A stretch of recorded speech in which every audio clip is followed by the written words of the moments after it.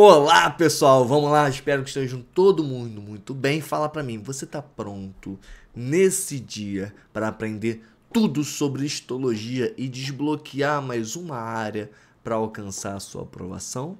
Então olha só, o tema de hoje é histologia para exame discursivo. Então você que vai fazer prova de biologia no exame discursivo da UERJ, na segunda fase da UERJ, é muito importante que você esteja muito atento do início ao fim desse nosso encontro.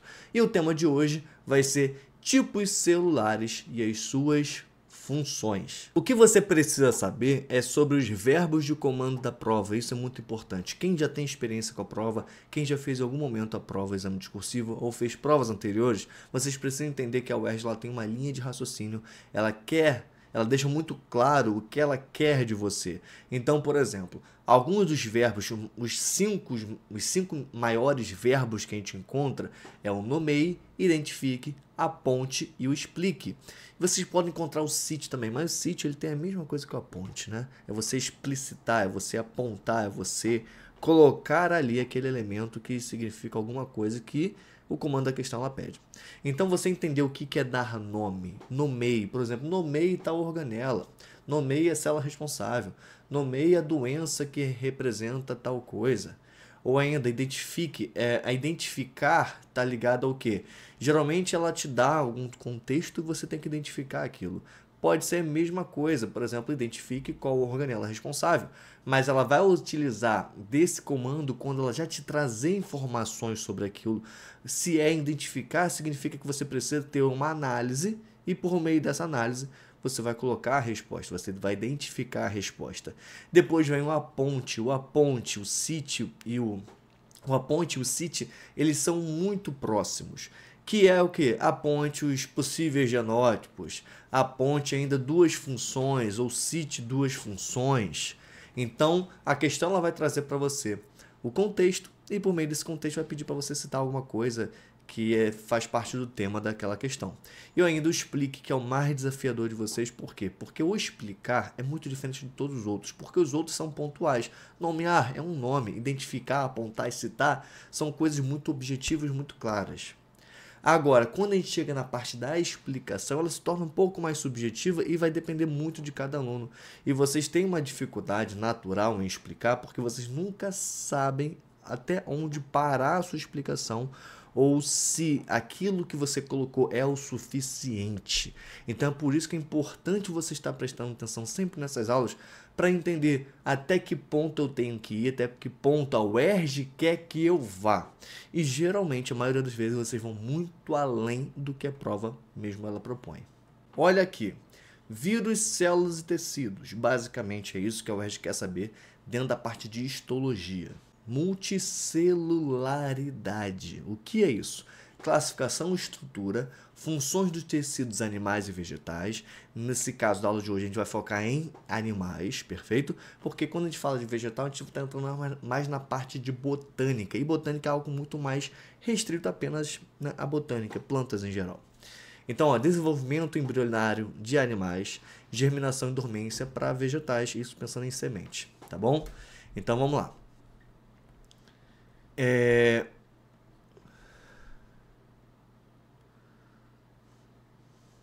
Eu vou detalhar aqui agora para vocês quais são os tópicos da histologia. Eu vou detalhar aqui para vocês agora os tópicos da histologia dentro de tecidos animais e vegetais. No entanto, é só para você ter ideia do que você precisa saber dentro de toda a área da histologia. Mas o foco de hoje é apenas animais, porque quando a UERJ ela aborda o tema histologia, ela foca na histologia animal. Agora, se ela fala algo relacionado à planta, aí sim a gente vai focar só em planta e a gente vai ter uma aula só de planta. Então não se preocupe em relação a isso, tá bom? Então aqui, ó, o que você precisa saber de histologia é, dentro de tecidos epiteliais, vamos ler aqui, ó, estrutura e função, tipos de epitélio, simples, estratificado, pseudoestratificado, funções principais, proteção, absorção, secreção e excreção, localização no corpo humano, ou seja, onde você encontra aquele tecido epitelial, aquele tipo de tecido epitelial no seu corpo, na sua pele, dentro dos seus órgãos, por exemplo, o tecido epitelial que reveste a parede estomacal, coisas assim, tá bom? Tecidos conjuntivos Estrutura e função. É sempre interessante saber tudo, gente. Tudo vai ser estrutura e função. Você tem que saber a estrutura de cada tecido e a função de cada um deles também. Então, ó, tipos de tecido conjuntivo. A gente tem o frouxo, denso, adiposo, cartilaginoso, ósseo e o sanguíneo. Funções principais, que é o suporte, proteção, armazenamento, transporte. Componentes da matriz extracelular, fibra e substância fundamental. Matriz extracelular, por exemplo, quando a gente pensa no tecido ósseo, que tem os condroblastos, produzem a matriz óssea, né, de fosfato de cálcio e outras substâncias. Igual ao tecido cartilaginoso, que tem os condrócitos que produzem a cartilagem, a matriz da cartilagem. O que é a matriz? É o que compõe a cartilagem. É igual ao osso, é o que compõe o osso. Agora, tecidos musculares. Então, ó, estrutura e função, como todos. Tipo de tecido muscular, ó, liso, estriado esquelético, estriado cardíaco. Cara, fica até o final dessa aula que vocês vão entender exatamente por que é liso, por conta desses nomes. Por que esses nomes? O que é um tecido muscular liso, estriado esquelético, estriado cardíaco? Funções principais, movimento, contração.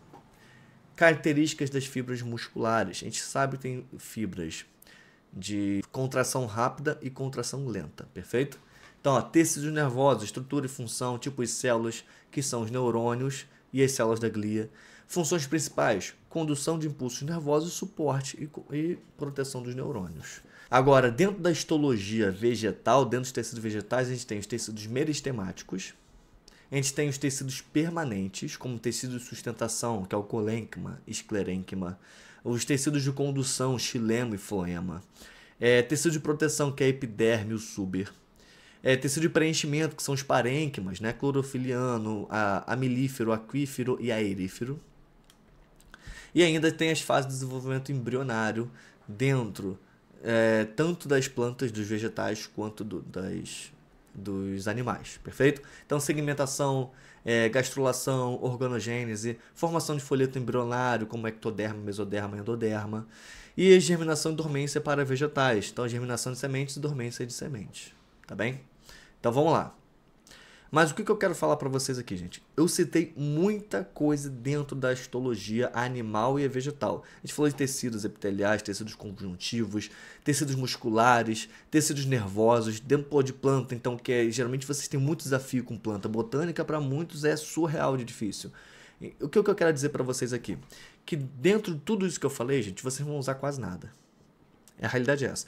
Quando a gente entende um pouco melhor a prova da UERJ, a gente vai vendo que, cara, eu sei que tudo isso que foi mencionado é histologia. Eu sei que agora, você assistindo esse vídeo agora, você tá como? Meu Deus, eu preciso saber isso tudo, porque trouxe para mim muita palavra nova, palavra que eu sei que eu nunca entendi o que significa isso. Ou ainda é algo que você domina, mas sempre esquece. Acontece muito isso. Mas eu tenho que falar para vocês uma coisa que é muito importante. Como que isso é cobrado dentro da prova da UERJ. Eu fiz uma análise de 2010 a 2024 de todas as questões de histologia que foram cobradas desse assunto. E qual foi a frequência, professor? Então, olha só, repara.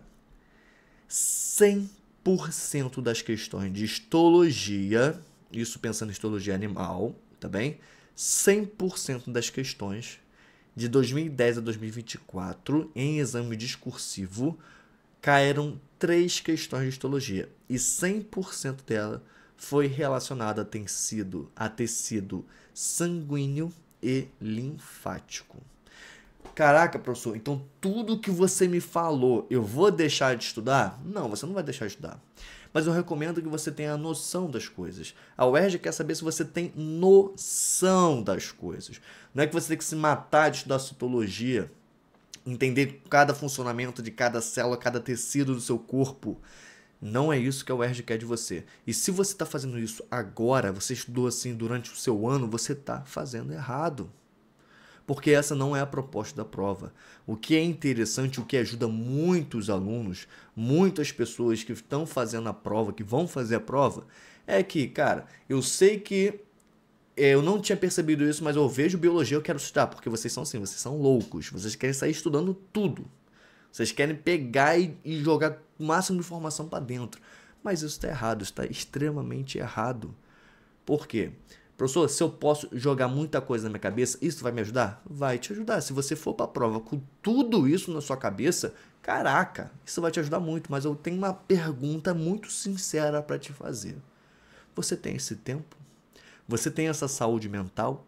Você tem essa gestão emocional para lidar com tudo isso, sabendo que isso aqui é apenas um dos temas de vários outros temas que você precisa dominar?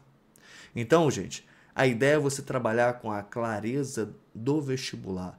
E quando eu faço essa análise para vocês, 2010 a 2024, que a gente encontra apenas 3 questões de histologia, e dentro dessas 3 só foi apenas um tema abordado, que é tecido linfático, tecido sanguíneo e linfático, isso tem que ser uma luz para vocês. Uma luz que, primeiro, é o subtema dentro da histologia que você mais vai dar atenção. E quando a gente fala de tecido sanguíneo e linfático, a gente fala mais de tecido sanguíneo. É o maior foco que a gente está falando de questões que envolvem hemácias, macrófagos, que são as células de defesa, né? Entre outras células de defesa que envolvem também, como os linfócitos. Então, isso aqui que a UERJ mais cobrou, na verdade, a única coisa que a UERJ cobrou.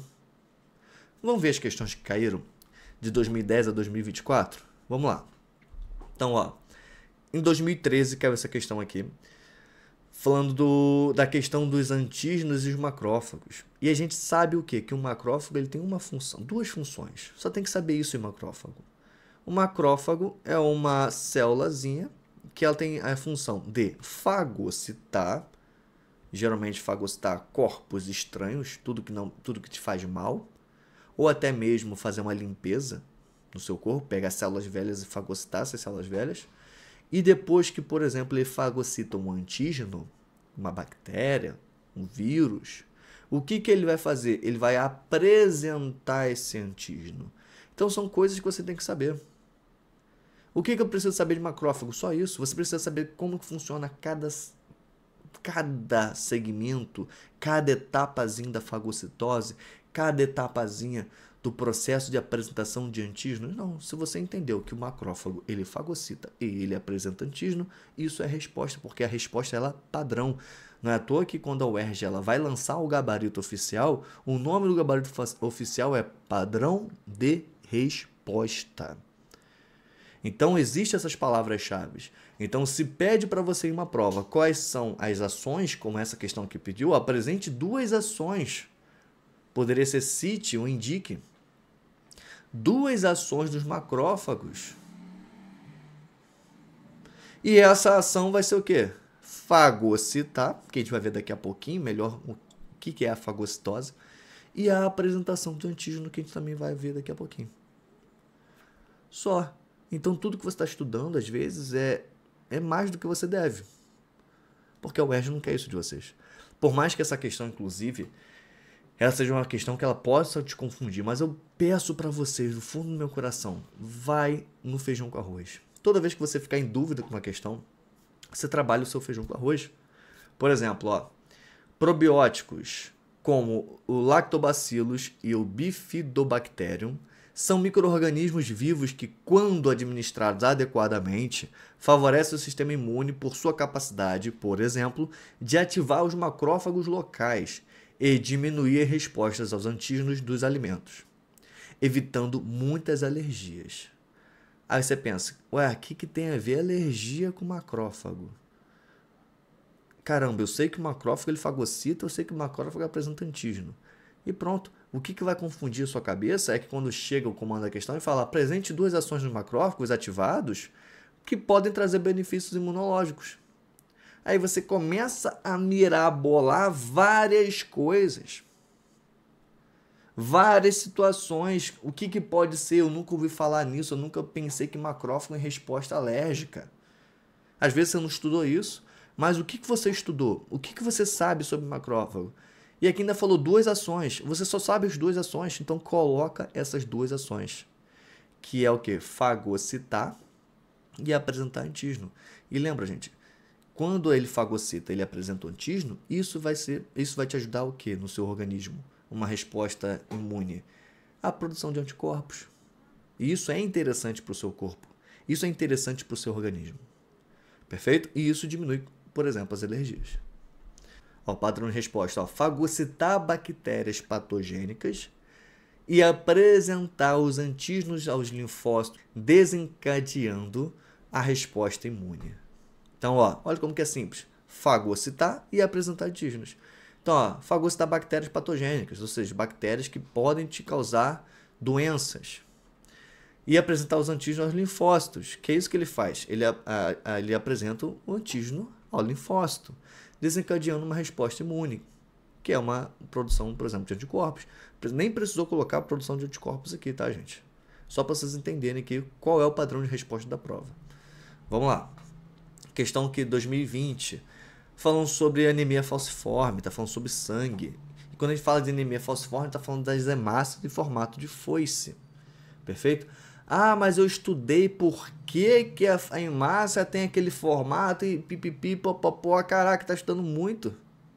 A UERJ não pede isso para vocês. Você estudou lá na cadeia beta, não sei o que, caraca, calma. Garante primeiro bom feijão com arroz, depois você evolui. Então, é interessante vocês saberem, passo a passo, do que a questão quer de você. Dos assuntos que as questões podem pedir de você. Então, por exemplo, eu sei o que é de anemia falciforme. Eu sei que anemia falciforme, as hemácias têm formato de foice, que esse formato, inclusive, ele atrapalha muito na questão da respiração, no transporte de oxigênio. É um formato que pode ele pode acarretar em uma formação de um trombo, porque são várias foices e uma pode se juntar com a outra e o agarrar em algum vaso, algum capilar, e ali gerar um trombo. É como a gente vai ver daqui a pouquinho, vou mostrar umas fotos para vocês aqui. Então é isso que você tem que saber. Por exemplo, na formação aqui, ó, inclusive aqui já tem a questão pedindo para vocês, ó, a primeira questão está falando mais a parte da genética, mas o segundo comando aqui está falando sobre essa parte da histologia. Ó, apresente um motivo pelo qual os indivíduos com essa doença são mais propensos a acidentes vasculares associados à trombose. Por conta de quê, gente? Qual o motivo? É o formato. É o formato da hemácia. É o formato falciforme. Esse é o motivo. Então, aí você, eu quero explicar o porquê. Porque ela tem formato de foice que agarra aqui, que faz isso, que blá, blá, blá, blá, não precisa. Ó o padrão de resposta. Ó, olha o padrão de resposta como é simples. Ó o motivo. As hemácias falciformes frequentemente obstruem os vasos sanguíneos. Galera, você precisou explicar como que obstrui? E outra coisa que é interessante para vocês, quando vocês forem explicar alguma coisa, apresentar alguma coisa, vocês têm que simplesmente jogar a evidência. Vocês têm que trabalhar com evidências. Você não tem que explicar por tintim por que ocorre aquilo. Traz evidência. Qual é a evidência? A hemácia falciforme frequentemente obstrui vasos sanguíneos. É sempre que obstrui? Não, não é sempre que isso vai acontecer. Pode acontecer, porque facilita para isso acontecer. Então, obstrui vaso sanguíneo. Acabou. Trabalha com evidência. Evita sair falando muito. Não precisa. É evidente. A sua resposta não vai estar errada se você colocar uma evidência. Tá bom? Trabalha isso na cabecinha de vocês. Ó, essa questão aqui 2020. Mesmo ano. 2 questões de 2010 a 2024, né, 14 anos aí, não foram 14 anos de prova discursiva, porque teve o período de exame único, mas foram muitas provas, pelo menos 11 provas aqui. E em 2 questões, de 3 do total, 2 questões foram no mesmo ano. Então vamos lá. Ó, aqui está falando sobre o quê? Essa questão fala sobre as plaquetas, perfeito? Questão 7 que fala sobre as plaquetas. E qual é a função da plaqueta? Vamos lá, até agora a gente viu o quê? A gente viu que os macrófagos têm a função de fagocitar e apresentar antígeno. A gente viu agora há pouco as hemácias. A hemácia tem a função de transporte de gases. Agora, e as plaquetas? Qual é a função da plaqueta? Tá vendo que o feijão com arroz tem que ser muito bem feito. E qual é a função da plaqueta, gente? Coagular.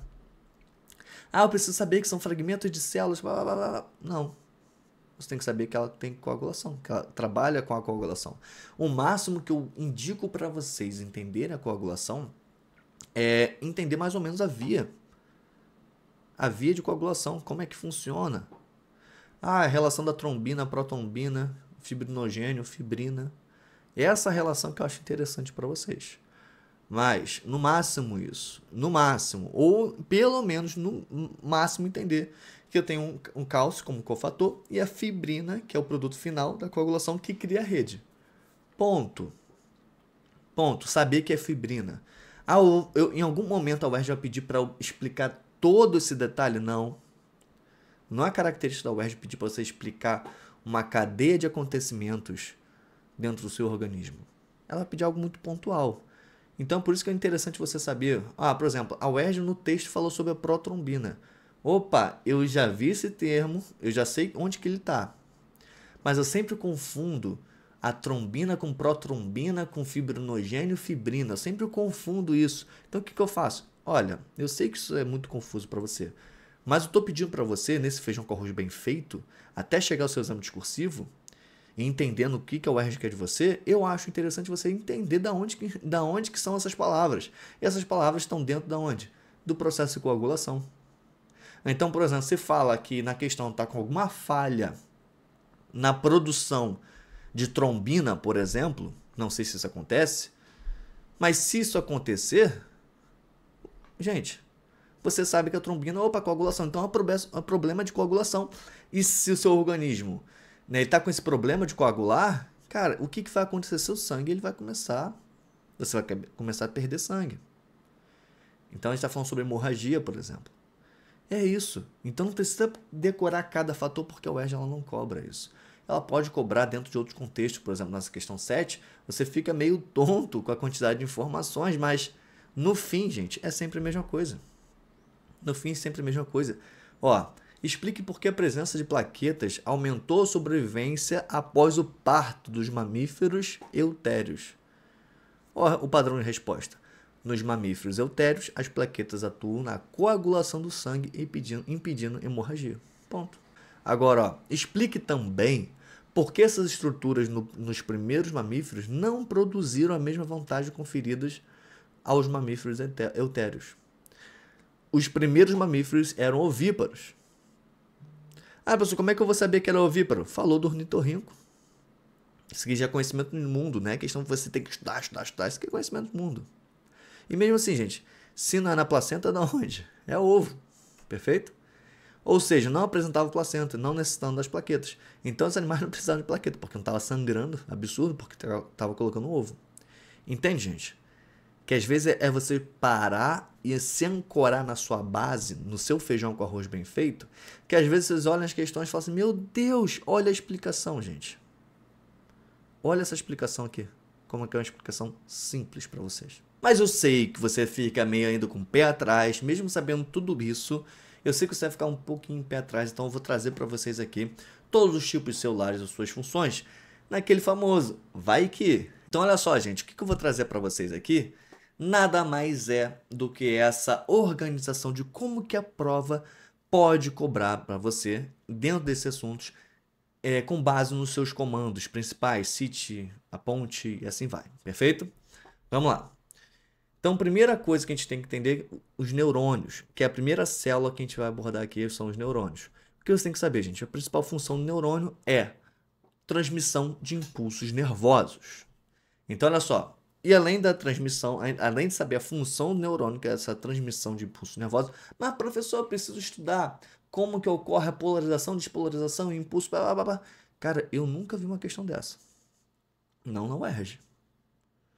Vale a pena? Eu sei que você é louco, eu sei que você é mediciner e está se matando para estudar, mas pensa, garante feijão com arroz, vamos? Deixa para se aprofundar assim em outros momentos.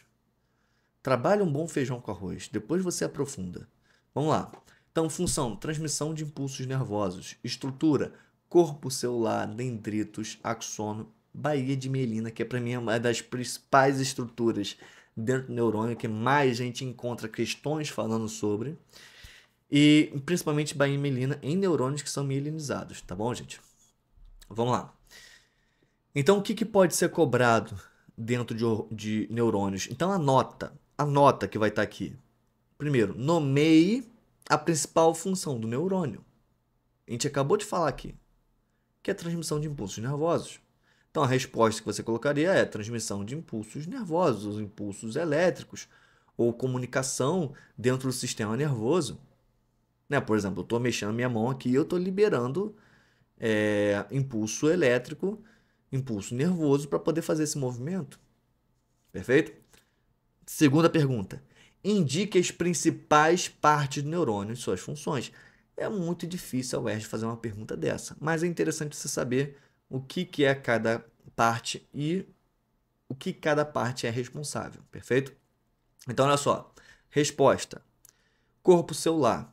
Corpo celular é a principal parte do neurônio. Quando a gente vê na imagem, né, que eu vou colocar aqui do lado, aqui, essa imagem aqui, o que a gente vê? A gente vê que tem esse corpo celular, beleza? Onde tem núcleo, algumas organelas. Tem os dendritos que são essas ramificações que saem desse corpo celular. E tem essa maior parte que é o axônio. E o axônio ele tem essas membranas que são chamadas de bainha de mielina, perfeito? Então vamos lá. Corpo celular contém núcleo e organelas responsável pelas funções metabólicas da célula. Ponto.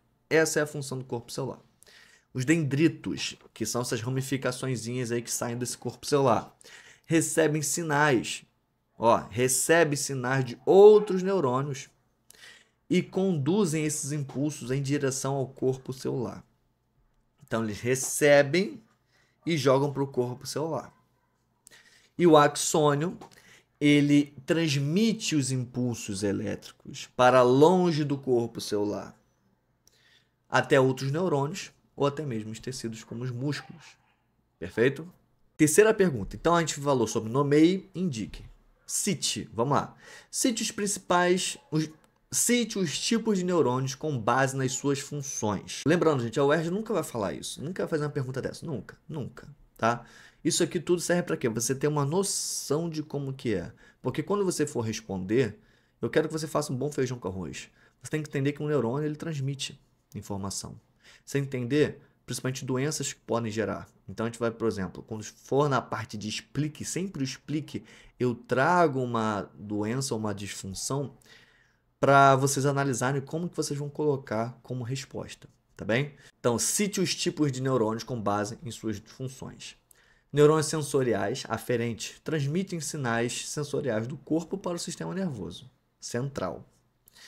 Neurônios motores eferentes conduzem impulsos do sistema nervoso central para os efetores, como músculos ou glândulas. Neurônios interneurônios, que conectam neurônios sensoriais e motores, desempenhando funções de processamento e integração no sistema nervoso central. Vamos lá, gente. Outra pergunta. Aponte, outro comando no caso, estou chamando de pergunta, mas são comandos. Outro comando. Aponte a importância da bainha de mielina. Cara, bainha de mielina é a rainha. Se for ter que estudar alguma coisa aqui, estuda a bainha de mielina. Então, qual é a importância da bainha de mielina? E, geralmente a UERJ vai perguntar a importância da bainha de mielina em alguma outra coisa, comparado a alguma outra situação, tá? É claro que a gente não tem como definir que situação possa ser essa, porque a UERJ pode trazer algum remédio, pode trazer alguma doença, pode trazer alguma condição que a bainha de mielina possa ser prejudicada ou ela favorece, tá bem? Mas com tudo isso, mesmo que seja qualquer outra coisa, qualquer outra situação que a UERJ possa trazer, você tem que saber o que a bainha de mielina faz, o que ela é. Então, olha só, a bainha de mielina, uma camada de gordura que envolve certos axônios, ou seja, ali é uma camada lipídica, aumenta a velocidade de transmissão dos impulsos elétricos e protege o axônio. Então, vamos lá. Então, é um tecido, né, lipídico, né, tecido não, perdão, é uma camada lipídica que reveste ali o axônio, não em sua totalidade, tá vendo que tem vários espaçamentozinhos, não em sua totalidade, que faz o quê? Aumenta a velocidade da transmissão de impulso elétrico e também protege o axônio. Então, olha só, eu vou colocar uma imagem aqui para vocês agora. Como que é mais rápido? Porque os elétrons, esse impulso elétrico, ele vai saltando dessas porçõezinhas, desses espaços entre uma bainha de mielina e outra. Isso acelera o impulso elétrico. Se fosse diretão, ia demorar muito mais. Perfeito? Então, ó, acho que nessa imagem aqui, nesse videozinho, vocês estão entendendo melhor. Ó, agora, outro verbo de comando, explique. Explique como condições como a esclerose múltipla afetam os neurônios. De novo, é uma questão que a UERJ pode cobrar exatamente desse formato? Não. Mas pode cair esclerose múltipla e perguntar a sua relação, como que isso acontece, o que que é. E é interessante também saber que a UERJ ela vai contextualizar. Ela vai falar alguma coisa sobre a questão da bainha de mielina, sobre desgaste. Ela vai falar alguma coisa assim, mas eu quero que você já entenda o que que é esclerose múltipla, o que que isso tem a ver com o neurônio. Então, ó, na esclerose múltipla, o sistema imunológico ataca a bainha de mielina. Então, ó, o sistema imune ataca a bainha de mielina, levando à sua degradação. Isso interrompe a capacidade dos neurônios de transmitir impulsos de forma eficiente.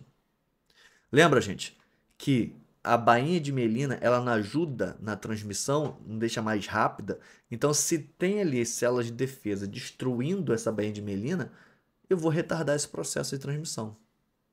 Então, ó, então interrompe essa capacidade dos neurônios de transmitir os impulsos de forma eficiente, resultando em diversos sintomas neurológicos, como perda de coordenação motora e visão embaçada e fadiga.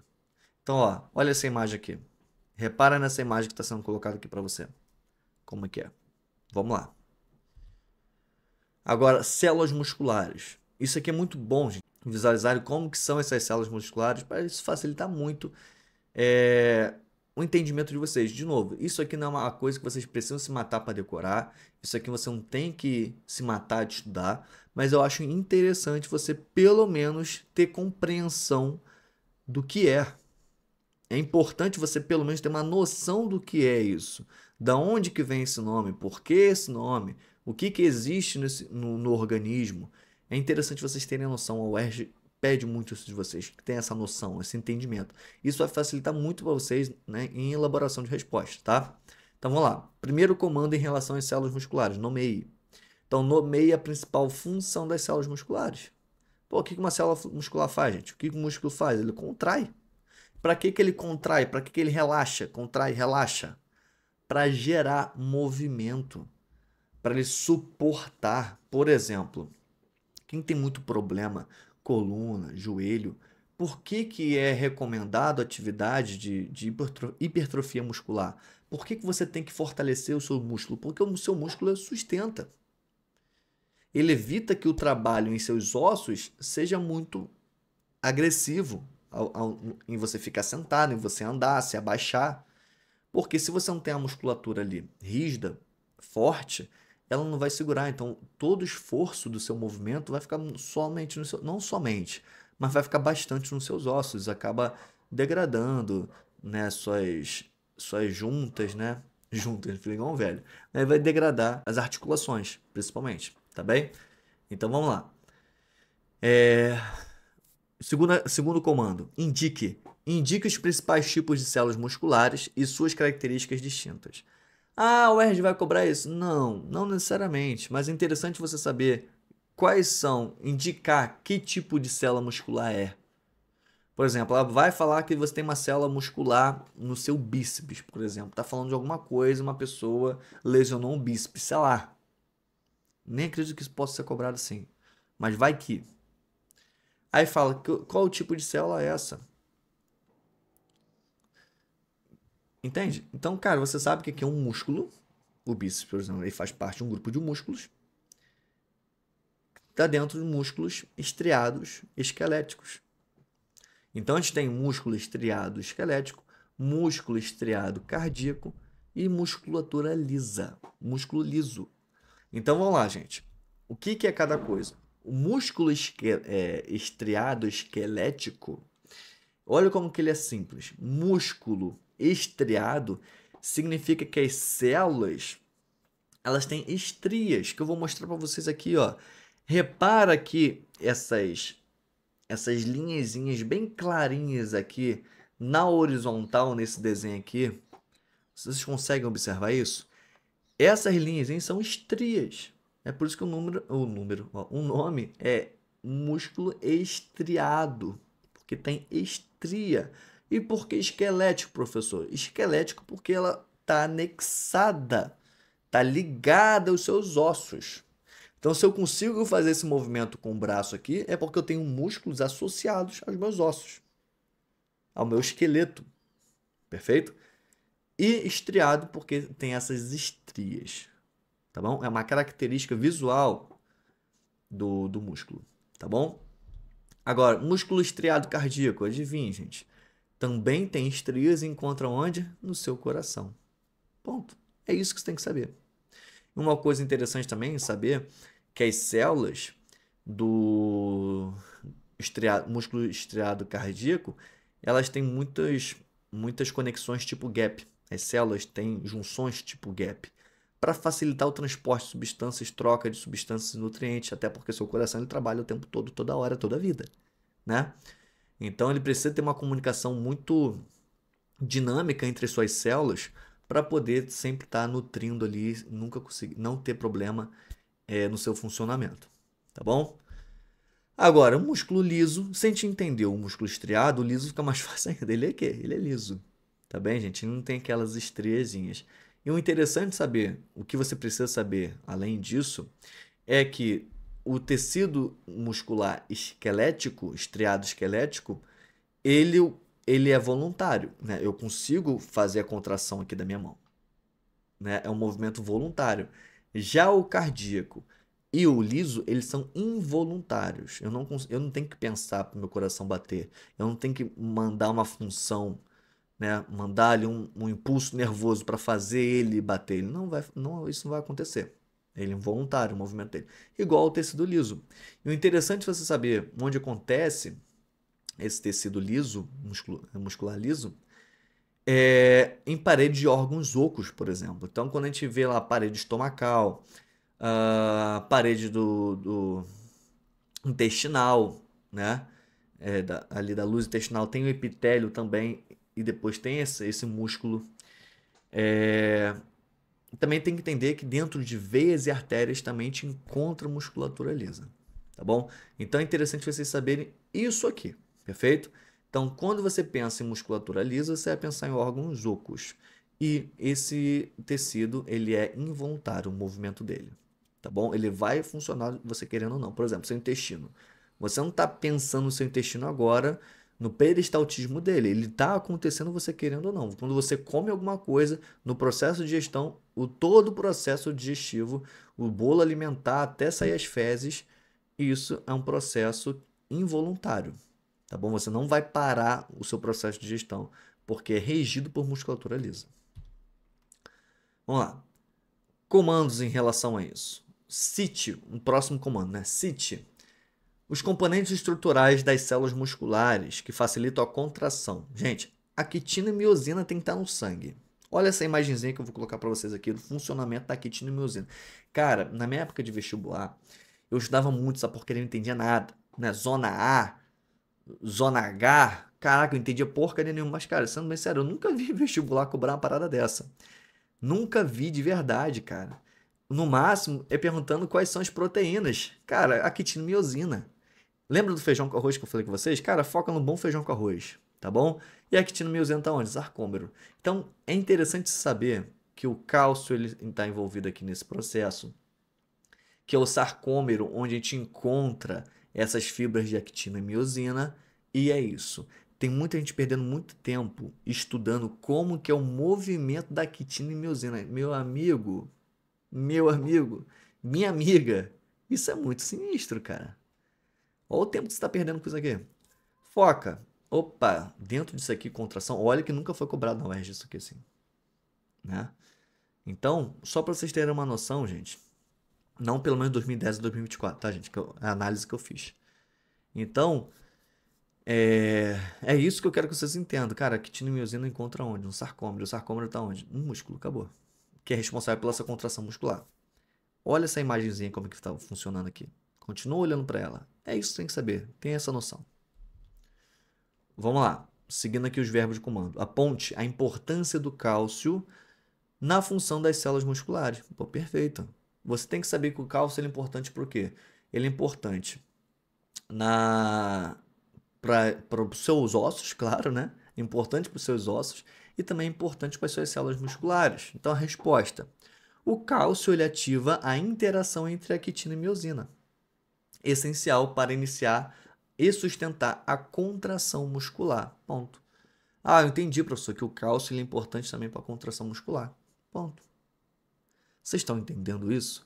Ó, agora vamos para o próximo comando. Explique como distúrbios como a distrofia muscular afetam as células musculares. Vamos entender o que é distrofia muscular? Olha só. A distrofia muscular é caracterizada por uma degeneração progressiva das células musculares, levando à fraqueza muscular e à perda de massa muscular. Isso ocorre devido a mutações genéticas que afetam proteínas essenciais para a integridade e função muscular, como a distrofina. Perfeito? Então, gente, é interessante saber o que é distrofina, o que é distrofia muscular e como que ela funciona, e saber a existência dela. Perfeito? Vamos lá. E o que ela é, basicamente? É uma degeneração progressiva das células musculares. Ponto. Tá bom? Então, saber o que ela é, o que acarreta, qual é a consequência dela ocorrer, né? Que é a fraqueza muscular e perda de massa muscular. Isso, gente, afeta várias outras coisas. Lembra que eu falei para vocês que um músculo bom, um músculo forte sustenta seu esqueleto? Então, por exemplo, uma pessoa que tem uma distrofia muscular, ela também vai ter problemas, né, nas articulações e tudo mais ao longo do tempo por conta dessa perda de massa muscular. Vamos lá, gente. Agora a gente vai falar sobre células epiteliais. Ó, agora já é um outro grupo de células, tá, gente? Acabou o músculo, agora as células epiteliais. Nomeie a principal função das células epiteliais. Pronto. Qual é o básico que você tem que saber de célula epitelial? Então, proteção de superfícies, ou seja, é um tecido de revestimento, tecido epitelial. As células epiteliais são tecido de revestimento. Então, por exemplo, da pele tem tecido epitelial. Dentro dos órgãos, por exemplo, tecido epitelial do seu estômago, do seu intestino, na luz, né, intestinal, na luz estomacal. Secreção de substâncias, né? No tecido epitelial você encontra algumas glândulazinhas, né? As menores glândulas que existem. Esqueci o nome delas agora. Caliciformes, talvez. Eu não vou lembrar agora, gente. Mas são as menores glândulas que correspondem ao tamanho de uma célulazinha, por exemplo. Então, a secreção de substâncias. Não só, gente, essas glândulas que eu falei, como também, por exemplo, na pele, as glândulas que liberam as secreções na pele, como as sudoríparas, né? Sudoríparas que liberam suor e também gordura, tá bem? Vamos lá. Absorção de nutrientes, ou seja, lá no seu epitélio intestinal tem absorção de nutrientes e outros materiais também. Vamos lá. Então, essas são as principais funções das células epiteliais. Então, a proteção de superfícies, que nem a pele, secreção de substâncias, na sua pele também secreta essas substâncias, nessas glândulazinhas, e também absorção de nutrientes, são essas principais funções. E a absorção de nutrientes você vai encontrar lá na sua luz intestinal, ali na região do duodeno, intestino delgado. Vamos lá. Indique os locais comuns onde essas células epiteliais são encontradas. Vamos lá. Quais são os locais? A gente mencionou aqui mais ou menos, mas vamos lá. Ó, pele, revestimentos internos do trato gastrointestinal, então tudo isso que é interno tem tecido epitelial. Respiratório, então revestimento do seu aparelho respiratório, urogenital e glândulas. Então você vai encontrar tudo isso no tecido epitelial. Vamos lá, próximo comando, cite. Cite os tipos de células epiteliais com base na sua morfologia e função. Isso aqui é interessante. Vamos lá. A UERJ vai cobrar isso? Não acredito que a UERJ ela vai nunca cobrar isso, como eu falei para vocês, aqui só para você ter uma noção. Eu quero que você faça um caderno, faça umas anotações com essa aula aqui, umas anotações que você vai visitar só quando você for lembrar que existe. Tá, gente? Só porque, olha, eu lembro que o professor falou uma parada dessa aqui, você fazendo alguma questão, algum estudo. A título de curiosidade, você vai dar uma olhada nesse caderno novamente para você lembrar, tá bom? Ou pelo menos associar, cara, eu vi isso aqui falando de tecido epitélio pseudoestratificado. Caraca, o que que é isso mesmo? Eu vou lá nesse resumo, dar uma olhadinha o que que é isso, tá bom? Mas eu recomendo a vocês não ficarem assim bitolado, porque, cara, o Wesley não quer saber disso. Não é à toa que, nesse tempo todo, 2010 pra cá, a única coisa que ela cobrou foi tecido sanguíneo, né? Mas vamos lá.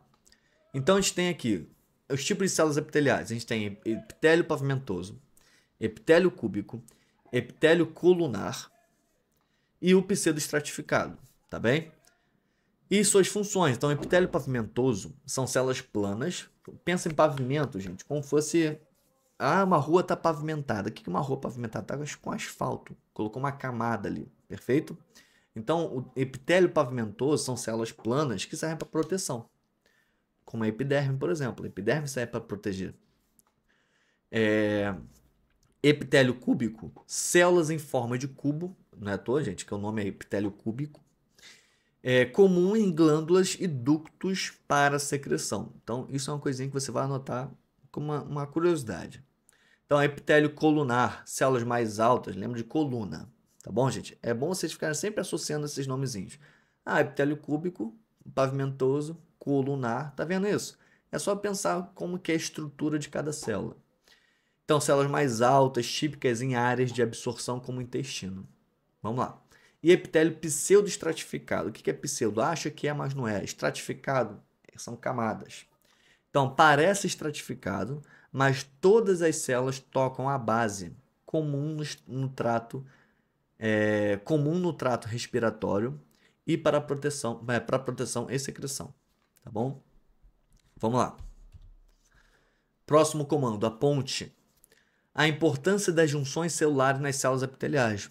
O que são as junções celulares? Gente, por que o epitélio ele protege a gente? Então, quando você puxa a sua pele assim, não está soltando suas células. Elas não soltam, certo?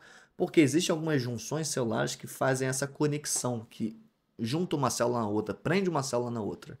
Que a gente tem as zônulas de adesão, zônulas de oclusão, desmossomos. Então, são essas estruturinhas que a gente encontra nas membranas celulares, esses anexos, que fazem as células elas manterem o formato, manterem a resistência, principalmente pensando em tecido epitelial, tá bom? Então, qual a importância dessas junções nas células epiteliais?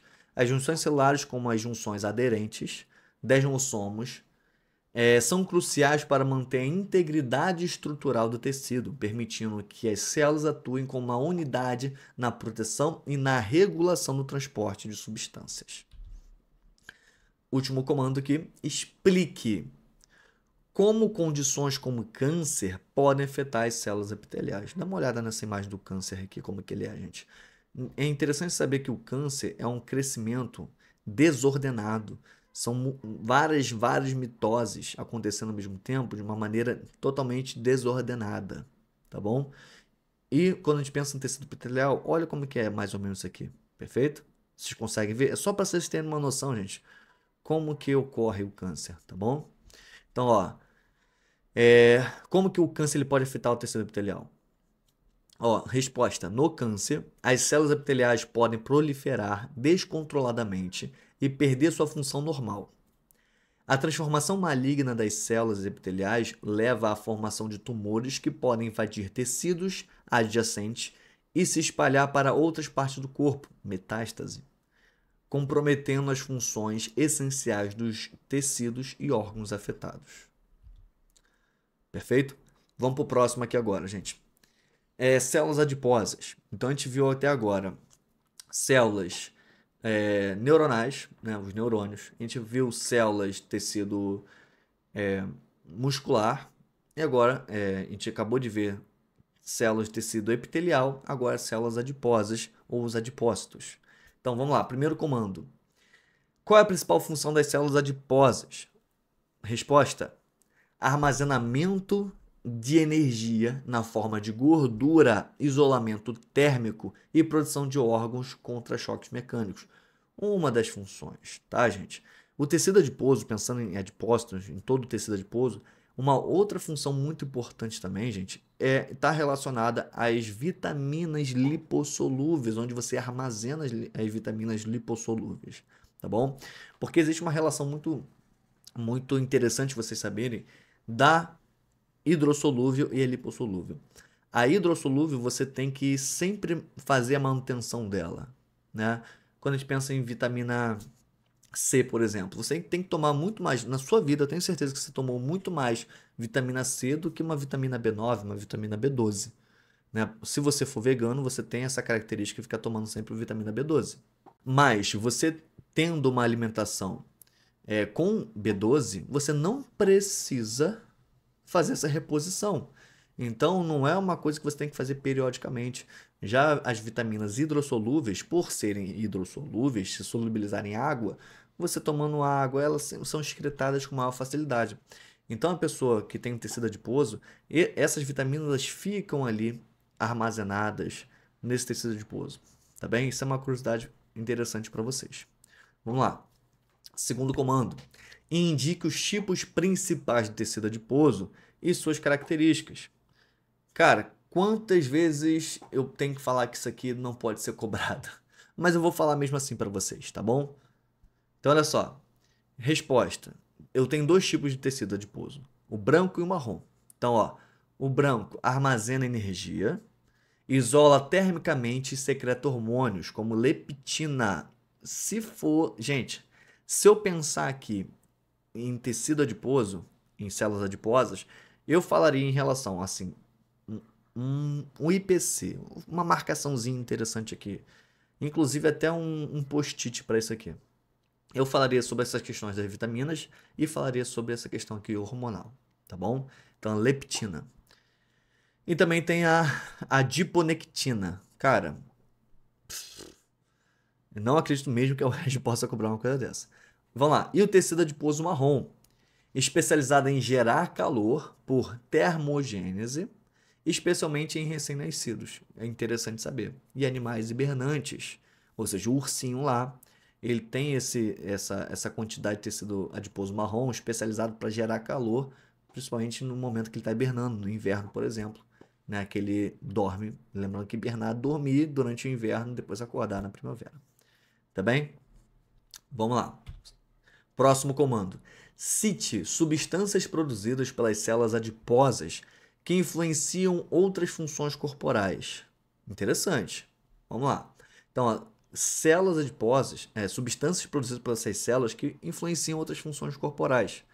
Então, ó, além do que eu já falei, ó, resposta: leptina regula a saciedade e o metabolismo energético.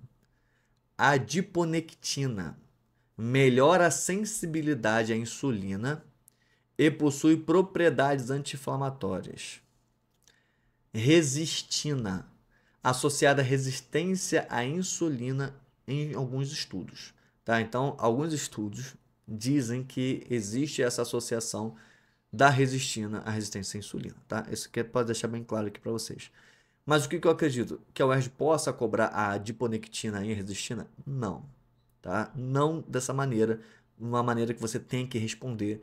Se tiver na sua prova, isso que vai estar sendo contextualizado, vai falar, por exemplo, que a adiponectina, que é produzida pelas células adiposas, melhora a sensibilidade à insulina, vai falar alguma coisa em relação a isso, tá? Agora, cobrar que você saiba que substância é essa, o nome da substância, isso não vai acontecer no vestibular da UERJ, tá bom? Próxima. Aponte a importância do tecido adiposo no equilíbrio metabólico. Então, ó, vamos lá. Resposta. O tecido adiposo atua como regulador metabólico, importante, armazenando excesso de energia e liberando-a quando necessário, além de influenciar o metabolismo de carboidratos e lipídios através da secreção de diversas substâncias. Acabou. Essa é a importância do tecido adiposo. Próximo comando. Explique como distúrbios metabólicos como a obesidade afetam as células adiposas. O que a gente viu que, por exemplo, as células adiposas liberam algumas substâncias que são, pô, maneiras. Por exemplo, a leptina, que regula a saciedade, o metabolismo energético. A gente viu que a função do tecido adiposo é muito importante. É muito importante, por exemplo, contra choque, choques mecânicos, isolamento térmico, questão das vitaminas. Pô, isso é muito maneiro. Mas, gente, tudo em excesso é ruim, que nem eu brinco falando com vocês. Cara, colesterol, todo mundo sempre torna o colesterol um grande vilão. Mas você precisa do colesterol pra caramba, você precisa muito dele para sobreviver. Mas o excesso que é ruim, sempre o excesso é ruim, entendeu? Então, olha só. Então, como esses distúrbios metabólicos, como a obesidade, afetam as células adiposas?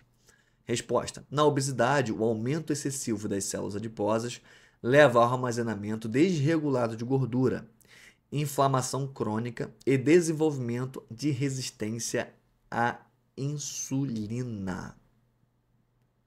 Isso pode contribuir para o surgimento de doenças metabólicas como diabetes tipo 2 e hipertensão e doenças cardiovasculares.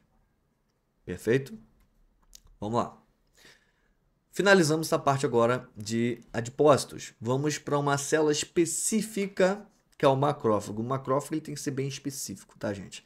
De todas as células de defesa, as células que ocorrem no tecido sanguíneo, por exemplo, o macrófago ele é muito especial, beleza? Vamos lá. Então, vamos pegar os verbos de comando para os macrófagos. Primeiro verbo de comando, nomeie. Nomeie a principal função dos macrófagos. Ou esse nomear pode ser, inclusive, a própria célula, tá, gente? Vai dar, por exemplo, a função dele e vai pedir para nomear qual é a célula que faz essa função. Aí você nomeia, que é o macrófago, tá bom? Mas aqui a gente está fazendo com uma outra ótica. A gente está já trabalhando em cima do tema, então a gente vai pedir as funções dele, tá bom? Então, nomeia a função dos macrófagos. Resposta. Ou ainda, gente, não só nomear a função, as funções, ou cite duas funções, aponte as funções. Perfeito? Vamos lá. Então, a fagocitose de patógenos e detritos celulares, ou seja, vai fagocitar esses patógenos, ou seja, qualquer substância, qualquer corpo estranho que ofereça risco ao seu organismo. Apresentação de antígenos e regulação na resposta imunológica, que é a consequência disso aqui tudo. Segundo comando, indique locais comuns onde os macrófagos são encontrados. Vamos lá. Resposta: tecido conjuntivo, órgãos linfóides, como linfonodos e baço, e em diversos tecidos como parte do sistema de monócitos, macrófagos. É interessante vocês pegarem essa associação do que é monócito e o que é macrófago, tá bom? Vamos seguir. Terceiro comando: cite os processos envolvidos na atuação dos macrófagos. Resposta: fagocitose, englobamento e digestão de micro-organismos e detritos. Segundo, a apresentação de antígenos, processamento de antígenos fagocitados e a apresentação das células tipo T para ativação da resposta imune adaptativa. Eu vou mostrar aqui para vocês daqui a pouquinho. Vou mostrar aqui para vocês agora. Olha esse vídeo aqui. O que é a fagocitose e a apresentação dos antígenos? Repara aqui. Tá vendo? Então, olha só. Ele captura, quebra e apresenta para o linfócito. Perfeito? Então, é assim que funciona. E outra substância em secreção de citocinas. Liberação de moléculas que mediam e regulam as respostas imunes inflamatórias. Vamos lá. Outro verbo de comando. Aponte a importância dos macrófagos na cicatrização de feridas. Vamos lá. Resposta. Os macrófagos são essenciais na cicatrização, ajudando na limpeza de detritos e micro-organismos e na secreção de fatores que promovem a reparação tecidual e o crescimento de novos vasos sanguíneos. Consequência, tá, gente? O crescimento dos vasos sanguíneos é consequência disso.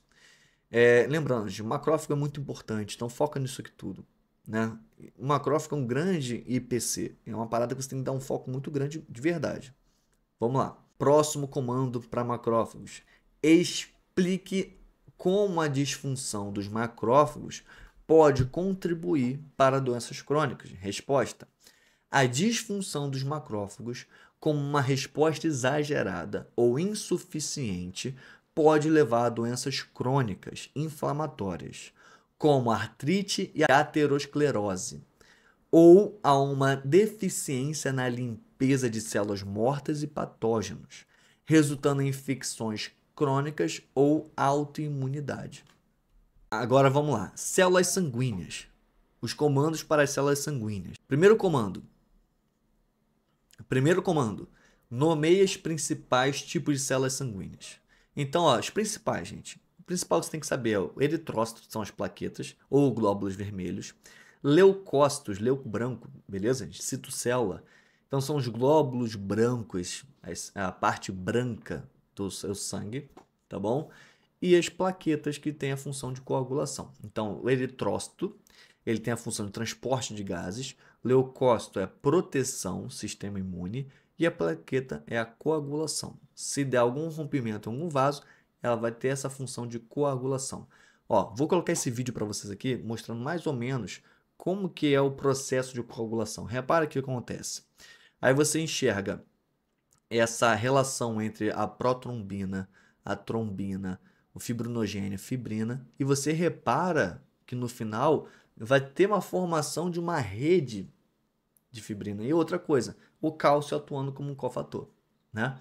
Então você vai ver aqui uma formação de uma rede de fibrina, onde as células vão se depositando ali para tapar essa passagem, para evitar que o seu sangue extravase e você tenha perda de sangue, tá bom? Então vamos lá. Segundo comando, indique a função primária dos eritrócitos, ou seja, as hemácias, os glóbulos vermelhos. Resposta: transportar oxigênio dos pulmões para os tecidos e auxiliar no transporte de dióxido de carbono de volta para os pulmões. É isso, gente. É pegar oxigênio e jogar fora gás carbônico. Vamos lá, próximo comando. Cite os diferentes tipos de leucócitos e suas funções específicas. Vamos lá. Isso aqui é importante, tá, gente? De novo, para ter uma base bem consolidada, tá? Tudo que envolve macrófagos e células sanguíneas, gente, de forma geral, cara, é para vocês prestarem muita atenção, tá bem? Então vamos lá, neutrófilo. Neutrófilo eu gosto de brincar que o neutrófilo é aquela célula de defesa que ela é um cachorro bravo. É a primeira a chegar, é a que nem pergunta nem o nome, já chega enfiando a porrada. Ela é assim. Perfeito? Neutrófilo.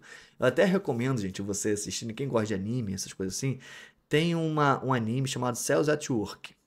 Né? Eu vou escrever aqui em algum lugar do vídeo. Cells at Work. Assistam, cara, é maneiro. Não é tão maneiro porque é meio esquisito, né? Quem curte anime, quem não curte, cara, mesmo assim eu recomendo assistir. É meio chato de vez em quando, na minha opinião, tá? Ah, mas professor, eu amo. Mas eu acho meio chato e até às vezes meio perturbador, né? Porque você do nada você começa a torcer na formação de um casal, de um neutrófilo com uma hemácia. Só que a gente sabe que no final uma hemácia ela é destruída por células de defesa, né? Porque ela vai envelhecendo, ela tem que morrer, ela tem que ser fagocitada. Então é uma parada meio shakespeariana, entendeu? Pensando assim, né? Então é meio esquisito você começar a pensar nisso. Então é isso, gente. Cells at Work. Vamos lá. Então, o neutrófilo ele chega dando porrada, é o primeiro a chegar ali. Então, eles fagocitam bactérias e fungos. Ah, ele apresenta antígeno, lembra quem faz isso é macrófago, tá bom? Linfócitos. Inclui células T e B, cruciais para a resposta imune adaptativa. É maneiro vocês entenderem o que é janela imunológica, memória imunológica, produção de anticorpos, tá bem?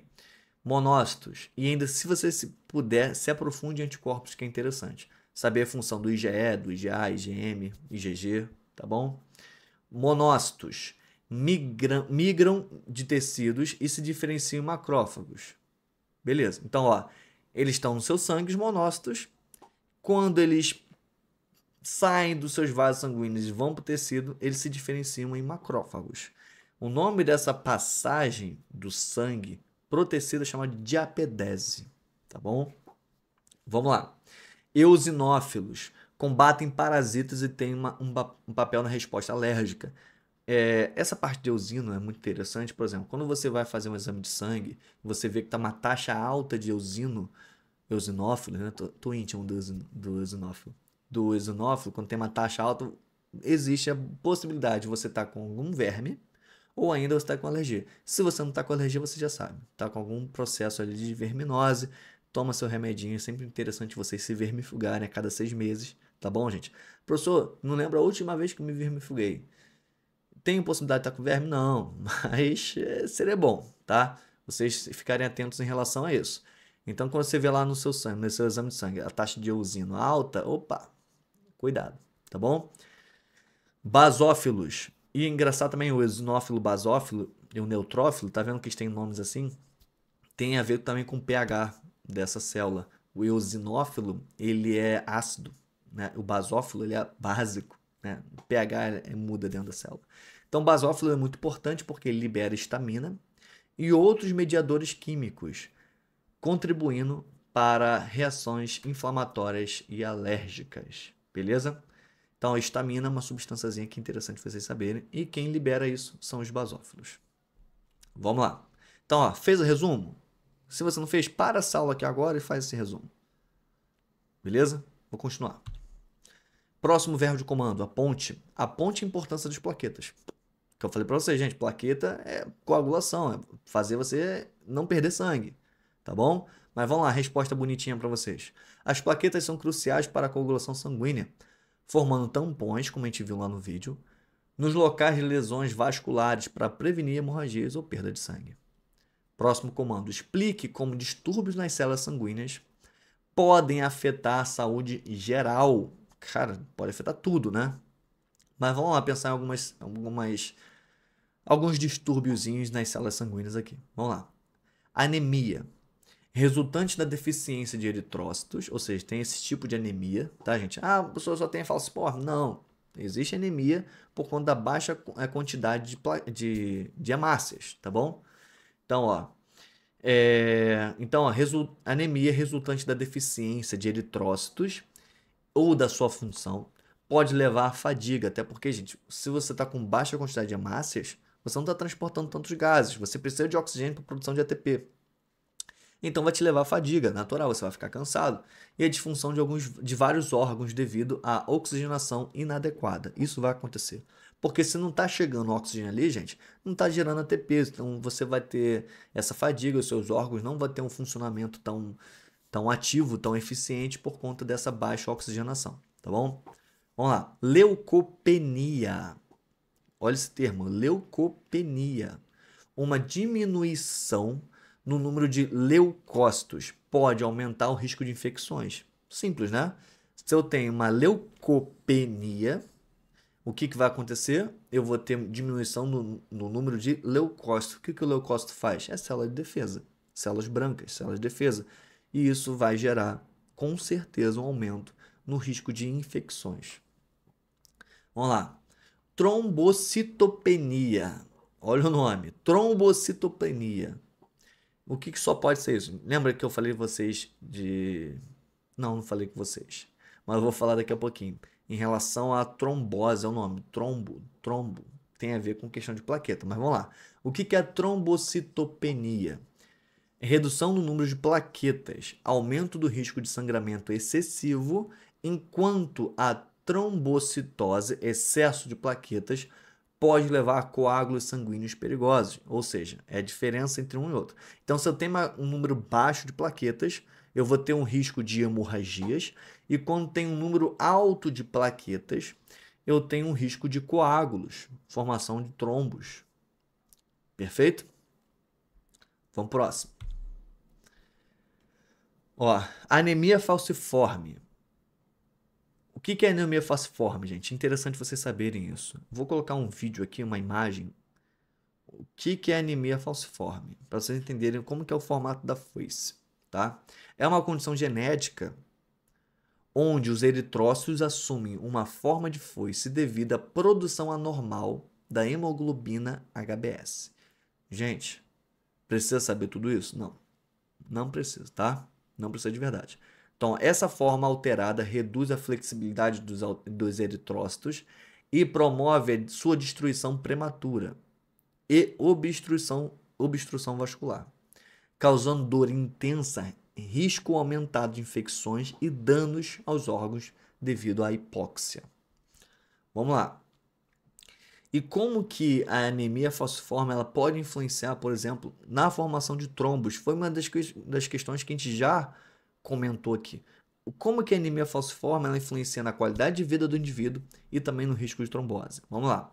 Em relação à qualidade de vida, pacientes com anemia falciforme frequentemente experienciam episódios de dor aguda, fadiga crônica, complicações que podem limitar a capacidade de realizar atividades diárias, afetando significativamente a qualidade de vida. Gente, é igual a ter baixa concentração de hemácias, de eritrócitos no seu sangue. Por quê? Se essa hemácia está defeituosa, ela está no formato de foice defeituosa, ela não vai transportar o oxigênio e vai retirar o gás carbônico de mesma intensidade como uma hemácia saudável, tá bem? Então vai ter esses sintomas muito parecidos. Risco de trombose. A forma anormal e a rigidez dos eritrócitos falciformes aumentam o risco de formação de coágulos sanguíneos. Esses coágulos podem bloquear o fluxo sanguíneo, levando aos eventos trombóticos, como acidente vascular cerebral ou AVC, e outras complicações graves.